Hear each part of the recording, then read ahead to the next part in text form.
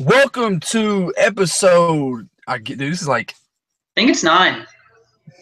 we do this every week, man. 9 or Episode 10. 9 of Yeah, for Titans sure. by Two. Austin Nelson back with you. Sorry I missed it last week, man. I was busy. I guess I'm All lying. I good. didn't have a laptop.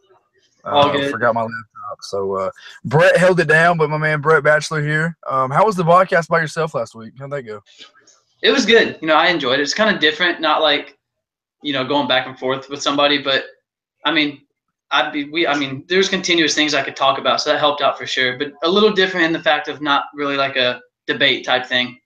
Did you like ask yourself a question and then answer the question? Yeah, I kind of did. We had some questions from our Twitter page too, so I mean that helped out a little bit just to answer those and kind of elaborate on that, but just it was different, that's for sure. Yeah, for sure. Not good. Oh, I'm glad. I'm glad we still get the podcast out. We got it out Monday morning before the Monday night game, which Yep. leads me to my next point. Monday Night Football in Nashville, Titans and Colts. Before the game, we were kind of skeptic. It was the 11-game win streak the Colts had on the Titans. The Titans have not been able to get it done in quite some time. Still have never beaten Andrew Luck. Luck obviously did not play Monday night, still nursing that shoulder. So we had Jacoby Brissett at the helm for the Colts. And to start the game, I mean, all night the Titans moved the ball well. I think Kern came out and punted once, twice maybe. Maybe, they were talking about before the game on ESPN, they were saying like these are two like really good punters in the league, and we were excited to see them, and neither one of them punted for a long time because both the offenses stayed on the field for a while.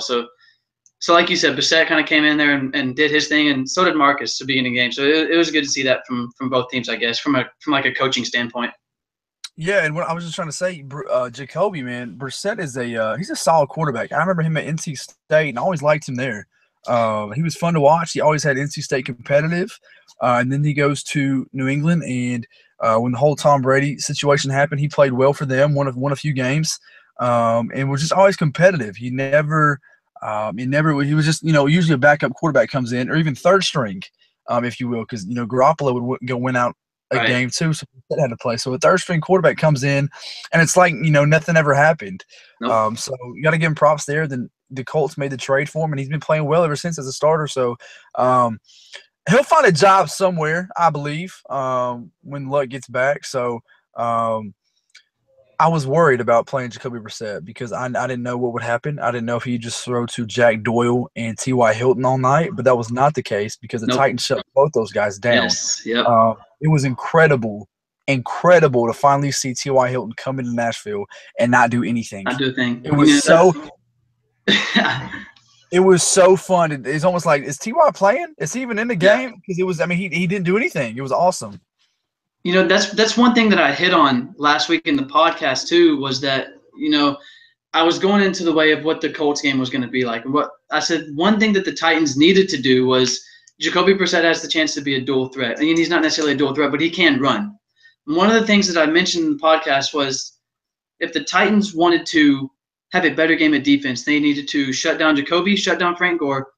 But the main thing was to shut down T.Y. Hilton. I said, that was my biggest key of the Colts and Titans preview, was that you put Logan Ryan on him, you bring Logan Ryan to do what he needed to do, put him on T.Y. and just shut him down, and that creates a whole new game for the Colts offense and the Titans defense, and that's exactly what happened. You look right here, T.Y. Hilton, only 4 targets, 1 reception for 19 yards. I can't tell you the last time the Titans played the Colts and you saw T.Y.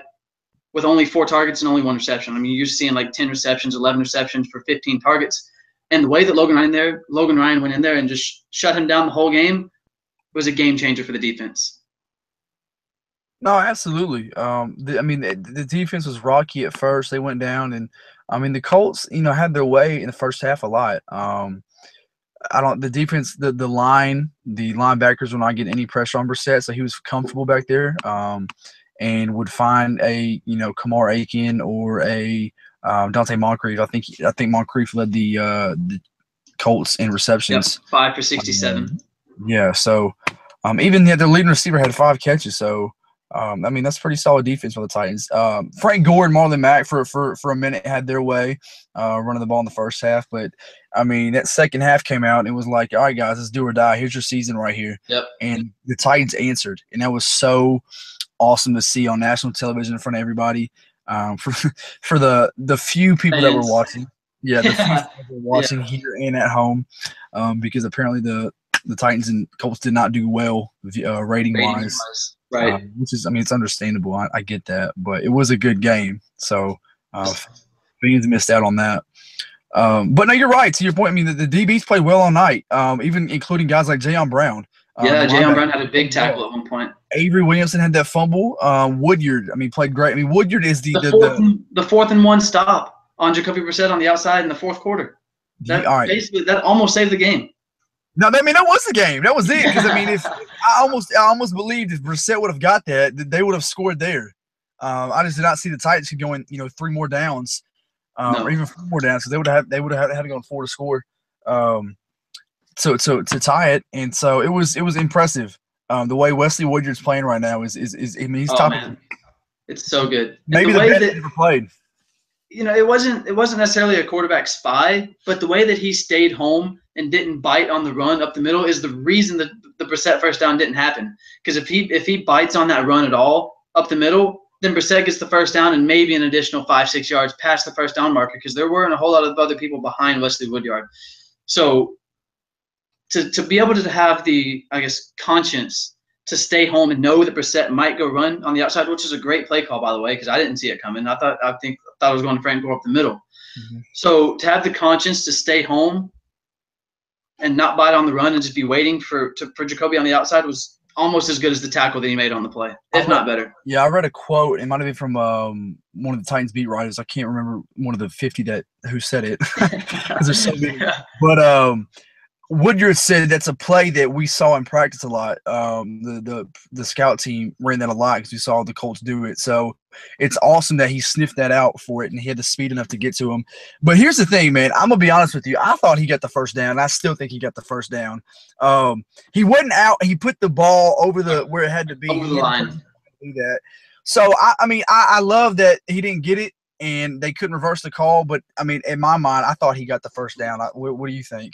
I still think he got when it first happened. I was standing up cheering and everything, of course. And then when the ref walked up and spotted it, I was like, okay, that looks like he spotted that short. And if that's where they confirm the spot, then it's not going to change from there because it was so close and like a bang bang type call. And if they reviewed it, it wasn't close enough. So originally I was cheering just because of the good play that it made. And when I saw Brissett go to the ground, I was like, oh, okay, crap. He probably got that first down. And then when I saw the spot, I mean, seriously, it was like 5 seconds of like 80 different emotions that just went through my mind. Yeah. And so but I mean, I'm with you. I thought he got it. But hey, you know what? Titans fans, Titans players, everything like that, take it. Yeah, and absolutely. You're going to take what you can get. And the Titans have been on the wrong side of that for a long time, and even this season. So it's nice to be on the right side of that at that time and finally had something go your way. 3 guys that stuck out to me on Monday night, and I know you'll agree with me here, all on the offensive side, okay? Eric Decker. Yes, finally. That's had an Eric Decker sighting. That's finally right there. Finally. Yeah. Coming out of Eric Decker. Yeah, I still hate because we talked about so long how Eric Decker was the red zone threat for the Titans, and he still is. I mean, he's still there because the Titans have not had many chances to finally go down in the red zone, have 4 plays to score and throw it up to him. That just hasn't happened yet. But we saw a lot more of Marcus and Eric developing chemistry. Yes, especially on like catches. Second and 7s, 3rd and 8s on little out routes. I think Justin from Titans Film Room put out a tweet. I think it was like a 3rd and 10 or 3rd and 11 where Decker ran an out towards the sideline and Marcus hit him in the stride. And within 3 different Colts defenders and Titans Film Room said, look, if they don't complete this pass, the Titans are punting again, and I don't know if the game ends up the way that it did because eventually the Titans went down and scored on that drive. Yes. So the way that they were able to utilize him, and like you said, I know you're looking up the receptions, but even just to see Decker with 9 targets was just such a better sight to see. You had it. Yeah, 9 targets, 7 catches for 88 yards. Another big game from Rashard Matthews. Big game, Shard. 4 catches, 69 yards. Taywan, the Taywan Taylor show finally happened. Beat a very good rookie, Malik Hooker, for the long touchdown pass of 53 yards. So that was a beautiful pass and catch from Marcus. He ran that route so well too. so well. So And I well. said, I mean, that's what Taiwan is here to do. Things like that. Him and Corey. And the thing is, too, it is so funny, Brett. I don't know if we're talking about the weapons we have now. We are still missing Corey Davis and Tajay Sharp. Yeah, that is what's so crazy about this. dude. Yeah, and it's frustrating because you don't have those guys out there. I really miss Tajay. I truly do. Yeah. But as soon as Corey gets out there, and I think Corey's beginning to be a better rookie by not playing. He's seeing. Yeah. I think the game is. I mean, just from reading stuff, the game is slowing down for him. From what he's watching in film, he's finally kind of knowing defenses. So when he gets out there, I think it's going to be as more as it's like he never missed games. He'll know exactly what to do. And I could be totally wrong about this. I could see, you could see too where Marcus and Corey have to develop a chemistry on the field. But I think as soon as he gets out there, you're going to throw him the ball. It's your number 5 pick. Shoot, like in the Oakland game, his very first ever reception was that over the top reception over the defender's back. And as soon as he got up, the whole stadium saw how electric and excited he was. So now for being out for, what is going on 5-6 weeks now? And through the bye week, too, after the Cleveland game, he's going to be so ready to get back in the football game. Oh, absolutely. Ready. Yeah. And then, go ahead. No, you're fine. Keep going. I'm sorry. And I was going to say, and like you said, too, Tajay Sharp's out. Tajay Sharp was the number 2 leading receiver last year with over 500 yards on the season. Or maybe number 3, but still had over 500 yards and 2 touchdowns. So there's a lot of talent still to come out on the field. Yeah. Second guy that played well Monday night. Let's run through this. Derrick Henry. Yes. Best game. King Henry. Oh, by far. Best game of the Titan, hands down. And because not only is it because he had the amount of yards and carries and whatnot, the touchdown, it's just when he ran the ball, it meant something. Like that, what needed to happen happened, and when he ran the ball, so that's what made everything so special. Because if he did not score on that play, and even if he just got a first down, that iced the game. Game's over. The fact that he actually scored and just decided to go down the sideline and come back in and score was even better. It's like that's why we had the guy, and that's what the Titans' future is. And like Sean McDonough, I don't know how you pronounce his last name, but the head guy for ESPN on Monday night. Yep. When they ran it out to the outside with Derrick and on 3rd and 3, 3rd and 4, whatever it was, and he got the first down, Sean said, he goes, okay, there we go. That's the ball game. And then Derrick put on another burst of speed and just blew it out through the rest of the field. So with DeMarco being out, most likely out this week, he may play. I don't see why I think he wants to play though. Absolutely, yeah. He's been known for doing this now. I think the Titans have actually. I think he's been hobbled all season. I think he's been hurt since last season. Yeah, no, I'm with you. I don't know what exactly it's up because he's not. It's very hush hush about DeMarco. Very. I'm not sure if that's the way he wants it to be or why the Titans want it to be that way, but it's very hush hush. I think that's probably why he had limited carries. He only had 12 carries this week. Yeah. So I don't know, but it was so good to see Derrick Henry have a game like that because Derrick Henry had 19 carries for 131 yards, 6.9 yards per carry. But one thing that I love seeing, something that I've been preaching since the Titans drafted him, is the Titans never seem to use Derrick when they needed to use Derrick. On 4th and 1s, 3rd and 3s, 2nd and 3s, they always seem to use DeMarco, and I never understood that because Derrick is a massive guy, a huge guy, probably one of the biggest backs in the league, but he's strong and he falls forward. So if it's a 3rd and 3, that's what you would want to use because he's going to fall forward an extra yard or 2 and get the first down. So that's exactly what you would expect. And we finally saw that in this game, on the Monday night game. I know DeMarco was limited and stuff like that, but to finally see Derrick being used on 2nd and 3, 3rd and 3 and stuff like that was such a good thing to see. Currently texting Mr. Jim Wyatt from TitansOnline.com. The Dodgers are now going to the World Series, so I had to text him and say congrats. Big Dodgers fan. He talks about that a lot. Yeah, so I had to just send him a text. So yeah, he'll like that. Number 1 guy, Marcus Mariota. Oh my gosh, was playing, I don't know, 75%, maybe. I don't know what he was, but he wasn't 100%. And what he did Monday night in front of everybody made Marcus and the Titans finally on notice, okay? What he did was incredible, okay? From the pocket. Marcus has been known. We know Marcus to run. where's the quarterback reads, the dives, and all that kind of stuff, the options.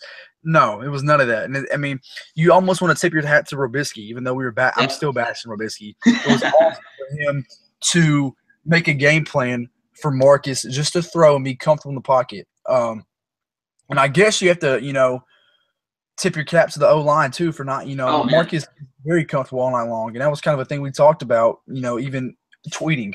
Follow us on Twitter at Armchair Tighten Up. We talked about that a lot, how the O-line had to solidify and just Marcus can't move. He had no chance to move Monday night. So it would have been bad if the Colts had pressure because it would have been sack after sack after sack. Yep. So 300 was it 6 yards? I believe so. 306, yes. Yeah, 23 for 32, 306, one touchdown, and a very bad interception by DeMarco Murray. Exactly. That's exactly what I was going to say. So that was not on Marcus. Marcus threw it, but it was on DeMarco. Very much on DeMarco. All in all, the streak's over. The Titans win. Very, very, very impressive second half from them to finish a game. It's what Malarkey talks about a lot.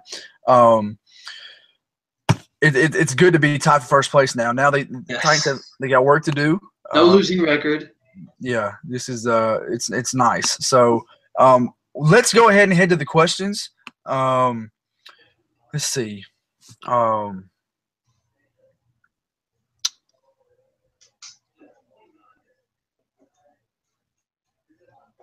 There's a lot of ones I got from Facebook that are really, really dumb. Here's one. Mariota, a new Jake Locker. No, he's got so much more talent than Jake. I've had people ask me that before, and people joke with me about that. And, Jake Locker 2.0. Jake Locker got hurt all the time, but Marcus has got a lot more talent. And I think this game proved that because, like you said, Marcus even did the quarterback sneak, which he hasn't done his whole career. Didn't do in college really either.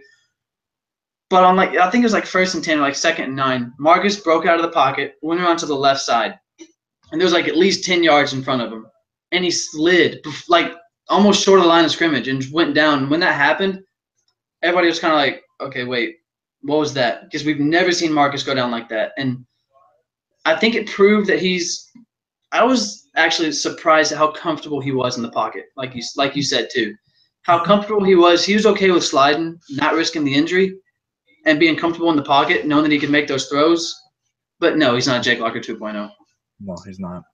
Let me find the other question that we had on Twitter. Again, follow us on Twitter at Armchair Tighten Up. Yep. Give me a minute to find this. Real quick, while you're looking for that, one thing that I did think during this game, when the Titans started off the game and they kept driving down the field, Colts would score, drive back down the field. Titans had 5 total field goals in the game. And shout out to Ryan Suckup. 5 for 5, broke a record in the NFL. He's made, 50 straight kicks inside 50 yards, which is unbelievable. That's such a good asset to have on your team. Ryan Suckup this week, 5 for 5 on field goals, 3 for 3 on extra points. Longest field goal is 48 yards. And he had 18 points himself. But to go 5 for 5 is such a good key because you see kickers like in Tampa Bay right now where it's so bad that you don't even have trust from a 10-yard field goal from the goal line. But honestly, in the first half, I thought we were watching a Rob Baronis 2.0 from that Houston game a couple years ago when Rob made 8 field goals and the Titans still won. But honestly, because I was like, okay, look, if the Titans keep doing this, there's a chance Suckup could make 8 field goals and tie the NFL record and the Titans record for all these field goals because they just weren't able to punch into the end zone until they finally punched it in the end zone. But for a while, I thought we were seriously watching Rob Baronis 2.0. Yeah, no, for sure. Oh my God, there's a tweet that I retweeted from the page, and it said back when we didn't have a kicker when Baronis after we released him, there was 2 kickers that that I completely forgot all about, and I forget their names now. Now that I'm not looking at it, but as soon as we were trying those kickers out, Suckup got released by the Chiefs. Yep. The Titans scooped him up. it's like he fell in their laps, and it's been heaven sent ever since. Yep. It's been huge for this team. And he's comfortable too. He's a Southern boy. He went to South Carolina. He's Yeah. from the South, from the Southeast, whatever. And he's such good friends with Brett Kern and Bo Brinkley. It's just such good chemistry that it makes it a lot easier for him. Absolutely. So a question we got on Twitter from @Adam M Pitts 1981. He said the only question I have is, you're probably tired of getting, but with the injury with DeMarco, how do you see @King Henry, Derrick Henry doing against Browns defense? No, I don't want to be the one to be biased here, but I mean, I saw the Browns have a solid defense. They still have the number 1 pick in Myles Garrett, who's been playing sensational right now, 3 sacks in 2 games. But I don't see why if he's going to get. I mean, Derrick's going to, after a big game like that, they're going to see what else he can do. And I think we'll get more carries than what he had last week. I mean, not by much, but I could see a 15 to 16 carry game again. I don't know if he'll break 100 yards, but I got to see a touchdown in there somewhere. If they're at the goal line, they're obviously going to give it to him. Yep. So I think this is just a personal opinion, but I think it'd be more of a passing game this week. In my opinion, I think they'll air the ball out a lot more with Marcus. So I don't see the need to play DeMarco Murray this week. Let him rest. Let a lot of these guys rest, like Corey and Sip. Let them rest up for the bye week and come back for the Baltimore game. Plain and simple.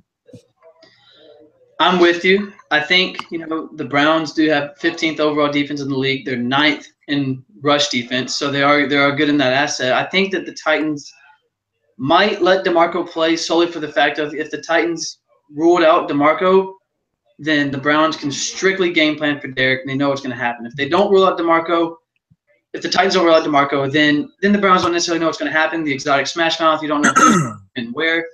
So, but yes, I do think that Derrick will get more carries, and honestly, we do get that question a lot. But it's a fair question because DeMarco hasn't had his best season. Derrick's on the uprise, so it's a fair question. But I do agree that Derrick will at least start to get more looks as he should, respectfully.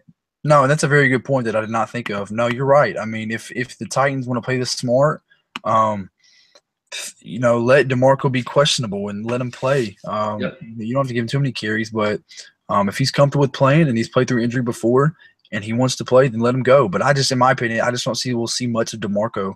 And when we do, he's not going to be as effective as he would be before. So let Derrick go. We've seen what he does at King Henry and ride it out on his back. But you're right. You were kind of hitting on it. The Titans play the Browns this week, the 0-6 Browns. And, you never want to call it a trap game, but you can't take the Browns lightly. They're still an NFL team. They have a fun team right now with a rookie quarterback, a lot of rookie pieces who can still play. Deshaun's starting again. So yeah, Deshaun Kaiser will be starting for the Browns. So you don't want to take this lightly. This is one of those games where if you were serious about this season and you want to keep momentum going into the bye week, you have to put the pedal to the metal. Exactly. And, excuse my language, but kick their ass. Yeah. You have to dominate in every phase of the game this week. Now, this cannot be a Titans defense that you're going to see a damn stat about Deshaun Kaiser on ESPN after the game on Sunday. Okay, this cannot be that Titans defense like it did with Deshaun Watson. Do not let another rookie quarterback put up 50 on you. That is embarrassing. And I don't see the Browns doing that because they're not the Texans, obviously. But you can't take them lightly. They have some, like I said, they have some pieces, and they're fun to watch. What do you think? I agree. Cleveland's offense right now is ranked 21st total offense in the league. Passing, it's coming up right now. Cleveland's passing offense is 18th, so close to what they are in total offense. And in rushing offense, Cleveland is 18th as well. So they're kind of middle of the pack in offense. And like you said, if the Titans want to keep it going, I'm right there with you. You have to keep the pedal on the metal and just keep pushing it back down their throat. And don't let Isaiah Crowell come in there and have a good game, or Duke Johnson. Don't let them come in there and look like the Browns are actually one of the better teams in the league. They're 0-6, but they're probably more like a 2-4 type team, honestly, with the coach. Hugh Jackson's a good coach. But, it's just Myles Garrett said this week that he has some new stuff that he wants to try out on Taylor Lewan, which shoot, I mean, by all means, Myles Garrett's a rookie going after one of the best offensive linemen in the league. So, I mean, that's bold. But so when things happen like that, I think Taylor kind of like laughs it off and be like, okay, look, just wait till Sunday and I'll show you what it's like type thing. So Yeah. I think the more they say stuff like that, the more it kind of makes the Titans ready to play on Sunday. And, you know, I saw last week after Taylor's bomb catch, Quentin Spain was in Marcus got hit late. Quentin Spain was in the Colts defensive face, and the first thing Marcus did was go and push Quentin Spain away, get away from the play. And that shows me that, one, this is a true team because Quentin's willing to fight for Marcus no matter what's happening on the play.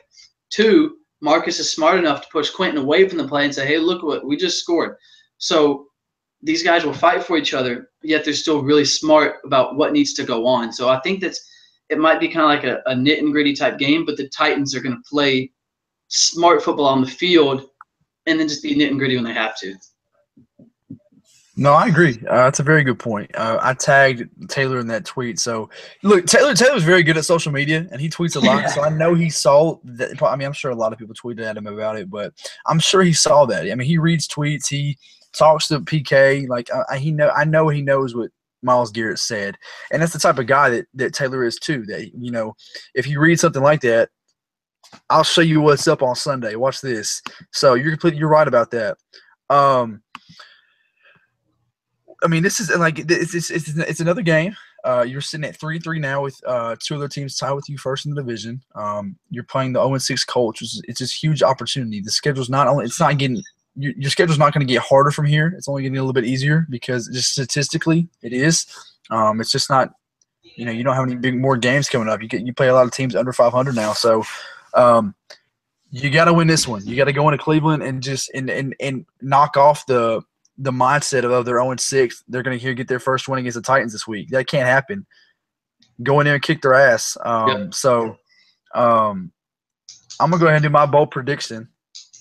I'm going to let it be kind of like a two-part series thing. One, we have not seen much of Delaney Walker here lately, and I don't know why. For some reason, yeah. But that needs to come back. So I'm going to call a Delaney touchdown on top of a back-to-back 300-yard passing game by Marcus. Yeah, that's a good one. You know, I think we're starting to get pretty good at this because two of my last three hot takes have come to be true. So Okay. last week I said the offense would get over 330, and they did. And Word. Okay. 2 or 3 weeks ago, whenever it was, I said Byard would have his first interception, and they did. It did happen. So I know you're still waiting on your season-long one of Adoree running a kickback for a touchdown. So it'll happen sooner or later. But that one is just a guaranteed now. And I think everybody that listens to this podcast knows that we don't have to say that anymore because like you're just going to say it every week. Bold prediction for this week. You know, the Browns had, like I said, they were 15th in rush D. I'm sorry, 15th total D, 9th in rush D. I'm going to say that the Titans still rush for over 100 yards as a team. Maybe not Derek, maybe not DeMarco as themselves, but I think we'll probably see Taylon as a sweep again out of the backfield. If Marcus is more healthy, might see a couple of scrambles from him. I'm going with the Titans against the 9th rush defense, still run for over 100 yards this week.